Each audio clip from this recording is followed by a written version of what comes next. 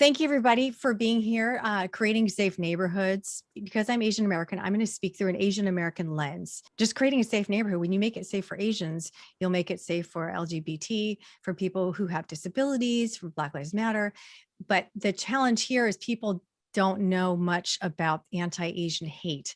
And my goal is to share kind of in a nutshell. You will learn some of these things and look further and start thinking about what is it that we can do to create these safe neighborhoods.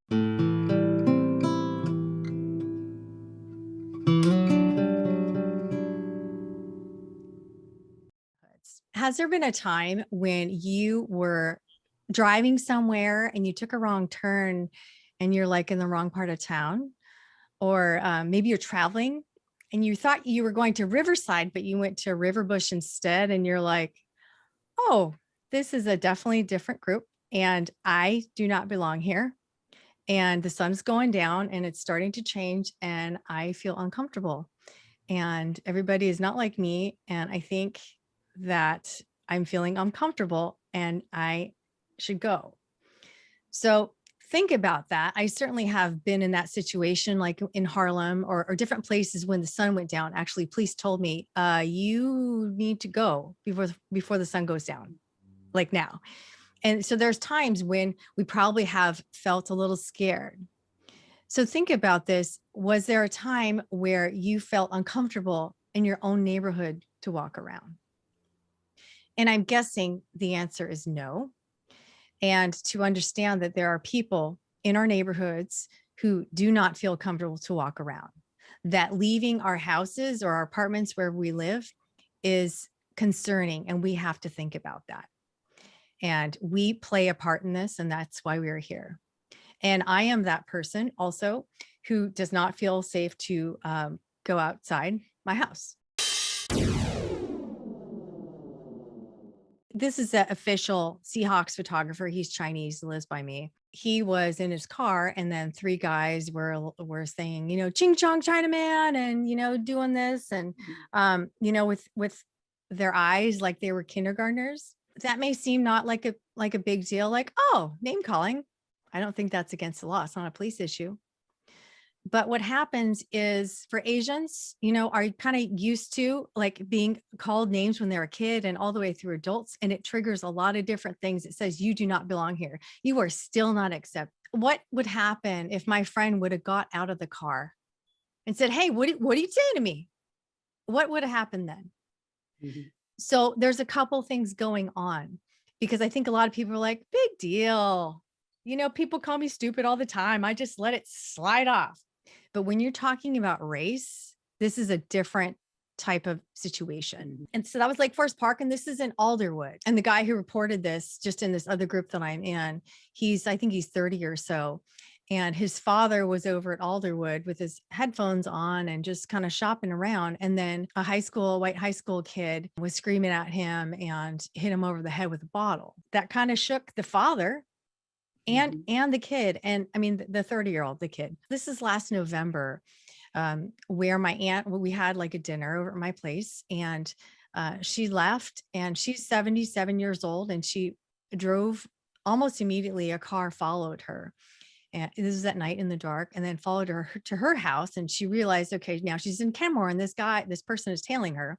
And then she drove to Shoreline to my parents' house to try and like get them to shake off. And then, so after 10 minutes of being followed, then she, that stopped. There was a lady, a 72-year-old lady, who's been a neighbor of this Vietnamese woman, 33 years old, and many threats and racial slurs, and was kind of rocking back in your car. And, you be careful, watch out, et cetera. And so the police did come out, and she is charged. I don't know what kind of charge that is. The thing is, no matter what kind of police situation, this is a community situation. Police, first of all, can't always be there. And most of the time it's not illegal. And these things are like a slap on the wrist. They don't really mean anything. So this is a situation, and that I found out about this on Nextdoor because an Asian actually posted this. And so these happen quite a lot. And on this thread, if you get interested down the line, you can see all the comments that turned kind of dark. Two random and brutal attacks in Seattle's Chinatown International District faced a judge today. 41-year-old Sean Holdip pleaded not guilty to 2 counts of second-degree assault. Kane County prosecutors say Holdip went up to a woman on the street on February 25th and hit her in the face several times with a sock that was filled with rocks, then attacked her boyfriend, hitting him in the head with the same weapon. The two were badly hurt, but they did survive. And Holdip is being held in the King County Jail on $100,000 bail. And today, for the first time, we are hearing from the victim of that brutal attack. She's a Seattle area teacher who believes she was actually attacked twice, once by the suspect and then a second time when the legal system, according to her, failed to protect her. Q13's Jennifer Lee live in the newsroom for us. And Jen, we understand this case is not being prosecuted as a hate crime at this point. No, it isn't, but Noriko Nasu strongly believes she's a survivor of a hate crime. Today, she was clear in expressing how she feels ignored and wants action taken for justice. On February 25th, I was attacked by a stranger in Chinatown in Seattle. For the first time, in her own words, Noriko Nasu recalls the painful day she was brutally attacked. He followed me and struck me in the face with what looked like a rock in a sock.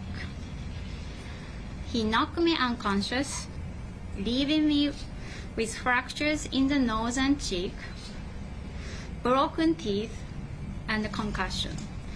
Even if he didn't say anything anti-Asian, his actions speak for themselves.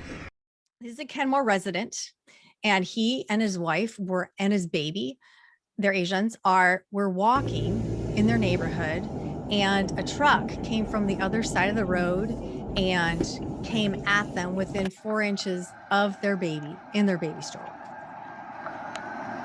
I reenacted this so people can actually see it. Now, this is a tough situation because this is a neighbor. This is a neighbor in Kenmore. I know where he lives. I know where he works. But what can you do? He didn't break any laws. Nobody saw it. What are you going to do? These are types of situations where as neighbors, we need to get to know our neighbors and talk about these things, because I bet you if you talk to your neighbors, they probably don't know much about that there's any anti-Asian hate in our place. This is another similar car situation. This is in Shoreline. And it was an Asian man who was walking. Now this way, they were going the same direction. And this lady in an SUV drove on the shoulder, and he and the dog had to jump out of the way in order to not get run over. You know, we've seen so many times where people are watching people be hurt. And I mentioned I don't go out there either. I used to do 5 miles a day for 10 years, and 5:30 in the morning in the dark by myself with my headphones, zero care going on. But the 2 out of the 4 times I chose to go out there by myself, I had 2 situations too that were definitely questionable. And it's just not, it's not worth it. And I'm trying to just localize this for you. I think we hear about Atlanta and a few other things, but these are just in our area. So this is in Bothell. You probably all heard about this, I hope. There's an Asian man in Beardsley, you know, Bothell, UW, Cascadia area. And he was stabbed by this white guy here, who's a student. He just stabbed in the heart. And that is also not a hate crime, or it's not being tried as hate crime either. And people, I only heard about this like through one person. I barely heard about this.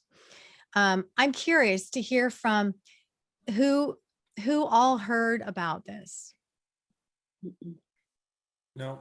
The murder? No. You did not hear about the murder in Bothell? No. No. Oh gosh. Okay, so that is a problem. Preston, Mary, this deadly stabbing happened in a fairly busy part of town. There are a lot of shops and restaurants here, as well as a handful of apartment buildings. I want to step out of the way to give you a closer look at this scene here. We were told that that attack took place in the entryway to that building straight ahead, just behind that white van, the Villas at Beardsley, and that is where investigators have been focused on for much of the night. Let's show you some video from a little earlier. There was a crowd of people here moments after this all happened. As you mentioned, emotions, they were running high. This all went down down at around 7:30 tonight, and as police showed up, medics were already here trying to save that man's life, but we're told he died at the scene. All we know about him is that he was 29 years old and that police have taken someone into custody, a 26-year-old man. And a neighbor who lives around here tells me that both men lived in the same apartment building and that the attack itself was unprovoked. Live tonight in Bothell, Cole Miller, Como News.